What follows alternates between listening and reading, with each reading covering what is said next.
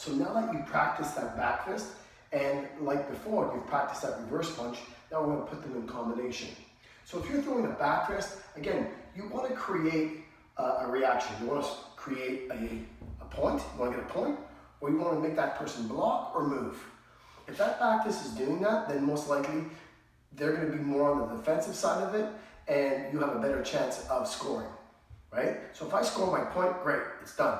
But if I create him to block up, right, it allows me to have the opportunity to strike to the midsection, right, with my second weapon, which would be my reverse punch, which we worked on before. Again, reverse punch, you always want to make sure you're pivoting your hips and things like that. Again, you always want to go back to reviewing your basics. One weapon and then practice the other, and now we're going to put it in combination. So we're going to do like a tactical movement, right? So if I'm in my fighting stance here like this, right? My shield is up, my hand is ready for that reverse punch or to block, whatever it has to do. When I step forward and I do that attack, oh, I'm in position here. My hand that's here, right? If I didn't score on this one, I'm reaching, this one here is going to come out and I'm going to make contact, pop. So I'm going to turn my body over, I'm going to throw that reverse punch out, and then when I recoil that hand, watch my back foot. It's going to step into him and look at my left hand. It's going to come up. So I'm right on top.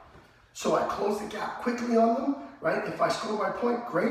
If I don't score my point, I give them no space to throw a weapon at me, right? Then I wait for the referee either to break it and we go back to our starting position. So when I'm here in this position, here like that, and I step forward, again, attacking with explosion, bam! Inside, this hand is ready. This hand, like I mentioned before, needs to come up. I throw that reverse punch, and then when I recoil, wow, I'm right on top of them.